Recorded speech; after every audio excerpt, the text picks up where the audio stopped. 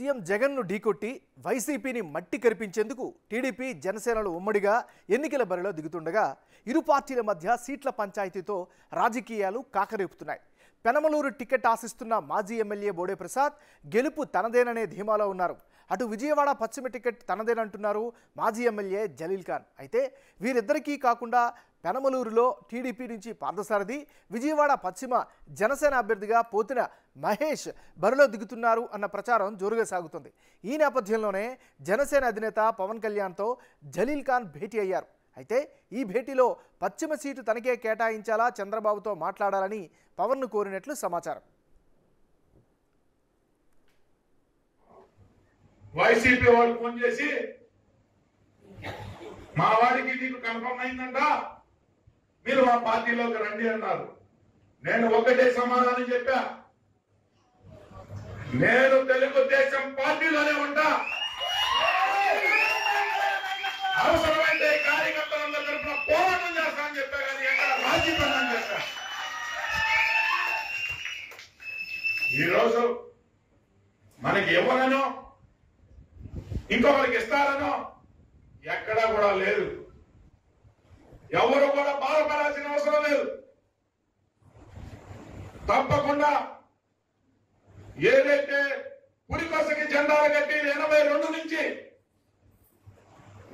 NT Ramarao గారు వస్తుంటే వీధులు అలంకరించి ఒక సామాన్య కార్యకర్తలాగా పనిచేసి ఒక శాసనసభ్యుడిగా ఉన్న అసెంబ్లీకి చంద్రబాబు నాయుడు గారు పంపారు.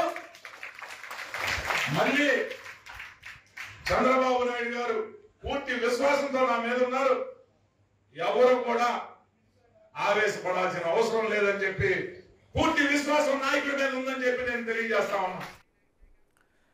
ఇక టికెట్ల పంచాయతీకి సంబంధించి ప్రస్తుత రాజకీయ పరిణామాలకు సంబంధించి మరింత తాజా సమాచారం అందించేందుకు మా రిపోర్టర్ సాయి సిద్ధంగా ఉన్నారు. సాయి, చెప్పండి, ఏం జరుగుతుంది? మీ దగ్గర ఉన్న అప్డేట్స్ ఏంటి?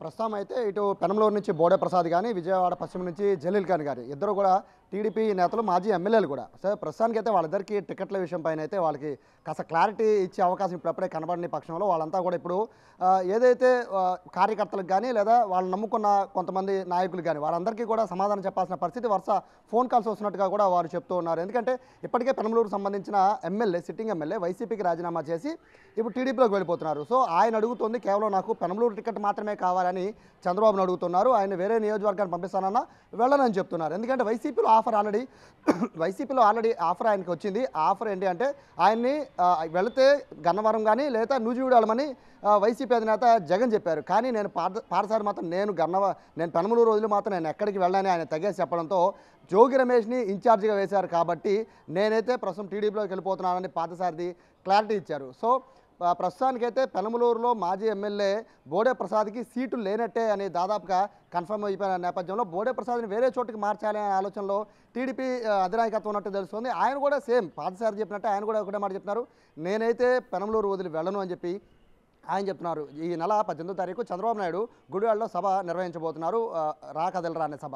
ఆ సభకు సంబంధించిన ఏర్పాట్ల కోసం నిన్న కార్యకర్తలతో మీటింగ్ పెడితే కార్యకర్తలంతా అడిగారు, బోడే ప్రసాద్ వెనక మేము నడుస్తాం, బోడే ప్రసాద్ ఎటుంటే అటున్నామని. వాళ్ళంతా నిన్నంతా జరిగిన మీటింగ్లో సమావేశంలో చెప్పడంతో ఆయన 3 రోజుల నుంచి మౌనంగా ఉన్న బోడే ప్రసాద్ నిన్న మాత్రము కార్యకర్తల ముందు ఆయన మనోవేదనని బయటపెట్టారు.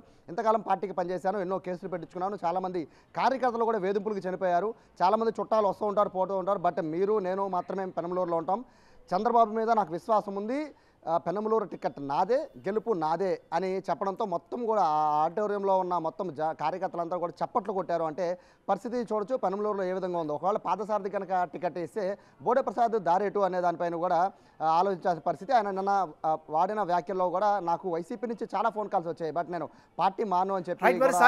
ఇలాంటి పరిస్థితుల్లో చంద్రబాబు లేదా తెలుగుదేశం అధిష్టానం ఎలాంటి చర్యలు తీసుకునే అవకాశం ఉంది? ఎందుకంటే ఇది ఒక పీటముడిగా తయారయ్యే పరిస్థితి కనిపిస్తుంది కదా.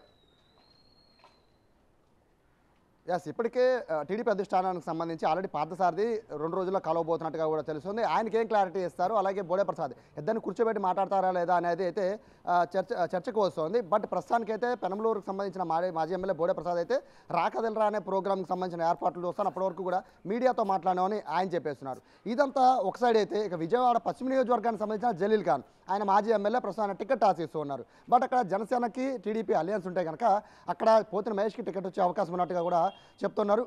దానిపైన ప్రస్తుతానికి ఆయనైతే నిన్న జనసేన అధినేత పవన్ కళ్యాణ్ జలీల్ ఖాన్ వెళ్ళి కలిసి మైనార్టీలకే టికెట్ వైసీపీ ఇచ్చింది కాబట్టి మీరు కూడా వైసీపీ జనసేనకి టీడీపీ అలయన్స్ కాబట్టి ఇద్దరు కూడా చంద్రబాబు నాయుడు మీరు కలిసి కూర్చొని ఈ టికెట్ను కూడా మైనార్టీకి అంటే నాకు కేటాయించండి అని చెప్పి జలీల్ ఖాన్ నేరుగా పవన్ కళ్యాణ్కే ఆయన ఒక విధంగా చెప్పాలంటే ఆయన రిక్వెస్ట్ చేసినట్టే చెప్పుకోవాలి. ఎందుకంటే సాధారణంగా జలీల్ ఖాన్ కూడా ఒక డిమాండెడ్ పర్సన్, ఆయన నాకు టికెట్ ఇవ్వాలని కరాఖండి తేల్చేస్తారు. బట్ నేను పవన్ కళ్యాణ్ ఆయన రిక్వెస్ట్ మోడ్లో మాట్లాడారు. చంద్రబాబుకి నేను ఆల్రెడీ చెప్పాను, మీరు కూడా ఒక మాట చెప్పండి, మైనార్టీకి టికెట్ ఇవ్వండి, మైనార్టీకి గెలిచేస్తాను అని చెప్పి ఆయన రిక్వెస్ట్ మోడ్లో పవన్ కళ్యాణ్ అడిగారు. బట్ అక్కడ జనసేనకి సంబంధించిన నేత పోతిన మహేష్కి టికెట్ కన్ఫర్మ్ అయిపోయింది అనే, ఎందుకంటే ఉమ్మడి కృష్ణా జిల్లాలో అలయన్స్లో ఖచ్చితంగా గెలిచే సీటు అని ఇప్పటివరకు కూడా జనసేన నేతలు భావిస్తున్న సీటు విజయవాడ పశ్చిమ, అది కూడా పోతిన మహేష్.